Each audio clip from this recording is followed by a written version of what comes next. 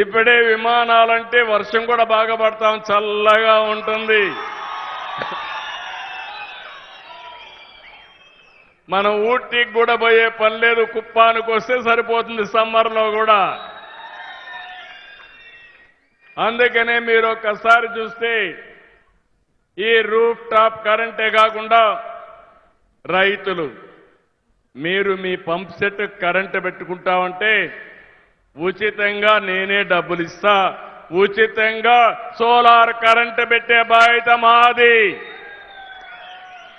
అంతేకాదు కరెంటు వస్తే వాడుకోండి, మిగిలిన కరెంటు డిపార్ట్మెంట్కి ఇవ్వండి, మళ్ళా మీకు అవసరం మళ్ళా ఇస్తాం. మీకు కరెంటు మిగిలితే ఆ కరెంటు మీ ఇంటికి వాడుకోండి, లేకపోతే మీ వాహనాలుంటే సైకిల్ కానీ స్కూటర్ కానీ అన్నీ కూడా ఆటోలు కానీ కార్లు కానీ ఈవీ పెట్టుకుందాం, ఎలక్ట్రికల్ వెహికల్స్ పెట్టుకుందాం. ఇంకా మీకు కరెంటు పెట్రోల్ డీజిల్ పంపుకు పోయే పని లేదు, ఇంట్లోనే ఛార్జ్ చేసుకోవచ్చు, ఎక్కడికి కావాలంటే అక్కడికి జల్సగా తిరిగే పరిస్థితి వస్తుందని చెప్పి కూడా నేను మీకు తెలియజేస్తున్నా. ఇవన్నీ కానీ తగ్గితే మీ ఆదాయం పెరుగుతుంది, మీ జీవన ప్రమాణాలు పెరుగుతాయి. ఇదే కాదు, మళ్ళీ కరెంట్ ఎప్పుడున్నా నేను చెప్పిందంతా డే టైమే వస్తుంది, ఎండుంటేనే కరెంట్ వస్తుంది. అందుకే బ్యాటరీ కూడా బ్యాకప్ పెడుతున్నా. ఆ బ్యాటరీ పెడితే ఇక్కడ అవసరమైన కరెంటు కూడా ఛార్జ్ చేసుకుని మళ్ళీ ఎప్పుడైతే సోలార్ లేదో అప్పుడు మళ్ళా కరెంటు తీసుకునే పరిస్థితి వస్తుంది. ఈ విధంగా కుప్పం నియోజకవర్గంలో థర్మల్ కరెంటు వాడకుండా పూర్తిగా గ్రీన్ ఎనర్జీతో సోలార్ కరెంటే వాడే విధానానికి శ్రీకారం చుడుతున్నాం. 100% చేస్తాం. మీరు సిద్ధమా నేను అడుగుతున్నా, పెట్టుకుంటారా లేదని అడుగుతున్నా, అర్థమైందా అని అడుగుతున్నా మిమ్మల్ని. మా నాయకులు కొంతమంది సరిగా చెప్పరు, మీకు చెప్పితే అన్ని కూడా అయిపోతాయి, కుండే నాయకులు చెప్తే. అప్పుడప్పుడు మా నాయకులు కూడా సరిగా చెప్పరు కాబట్టి నేనే పదే కూడా చెప్తున్నా, వాళ్ళకు కూడా చెప్తా. చివరి వ్యక్తి వరకు ఇంటి పైన కరెంటు సోలార్ ప్యానెల్స్ పెట్టుకునే వరకు నేను మీ వెంటాడుతా, మిమ్మల్ని ముందుకు తీసుకుపోతా.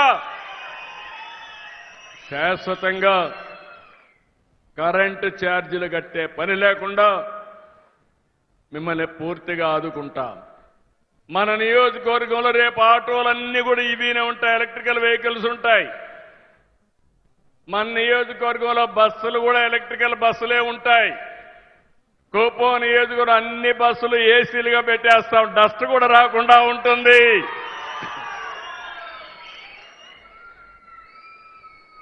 ఇది లగ్జరీ కాదు. కనీసం ఆరోగ్యం బాగుండాలంటే బయట దుమ్ము రాకపోతే ఇంకా బాగుంటుంది. మన నియోజకవర్గం దుమ్ము కూడా తక్కువే వస్తుంది. దానికి కారణం ఎక్కడికక్కడ రోడ్లలో అన్ని సిమెంట్ రోడ్లు ఉంటాయి, బీటీ రోడ్లు ఉంటాయి, ఎక్కడ కూడా గుంతలుండవు. అలాంటి కార్యక్రమాలకు శ్రీకారం చుడతాం. ఇంకో పక్క ఇప్పుడే మీరు చూశారు 130 ఆటోలు వచ్చాయి. 130 ఆటోల్ని ట్రైన్ చేస్తున్నారు.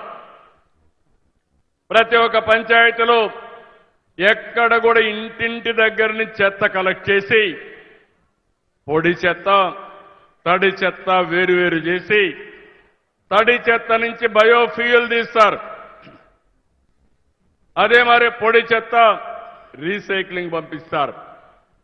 మీరు ప్లాస్టిక్ వాడతారు, పేపర్ వాడతారు, గ్లాస్ వాడతారు, అవన్నీ లేకుంటే ఓసారి వేస్ట్ ఇది ఉంటుంది, స్టీల్ కానీ ఐరన్ కానీ ఇలాంటివన్నీ వస్తూ ఉంటాయి. అవన్నీ కూడా రీసైక్లింగ్ పంపిస్తాం. అదే సర్క్యులర్ ఎకానమీ. ఏది తడి చెత్త నుంచి బయోఫ్యూయల్ తీస్తారు, కరెంటు ఉత్పత్తి చేస్తారు, లేకపోతే కాంపోస్ట్ ఎరువులు కూడా తయారు చేసుకుంటాం. దీనిపైన మీ అందరికీ నేను హామీ ఇచ్చేది, 1 నెల లోపల మీ ఇంటికి నేరుగా వచ్చి చెత్త కలెక్ట్ చేసి ఆ చెత్త తీసుకొచ్చి బయోఫ్యూయల్ తీసుకొచ్చేసి దాన్ని మళ్ళీ ఫ్యాక్టరీలు పంపిస్తారు. దీనివల్ల కాడాకు కూడా ఆదాయం వస్తుంది. ఇప్పుడే చెప్పాడు మా కాడా స్పెషల్ ఆఫీసర్, 35 లక్షల రూపాయలు మాకు ఆదాయం వస్తుంది, ఈ ఆదాయంతో పని చేసుకుంటామని చెప్పాడు. 130 ఆటోలు మ్యానుఫ్యాక్చరర్ డొనేషన్ ఇచ్చారు. ఇది ఒక్క పైసా లేకుండా మన నియోజకవర్గానికి ఉండే మంచి పేరు వల్ల ఇక్కడ నేనున్నాను, అధికార యంత్రాంగం కూడా బాగా పనిచేసి దీన్ని సాధించారు. వారిని కూడా మనస్ఫూర్తిగా అభినందిస్తున్నా.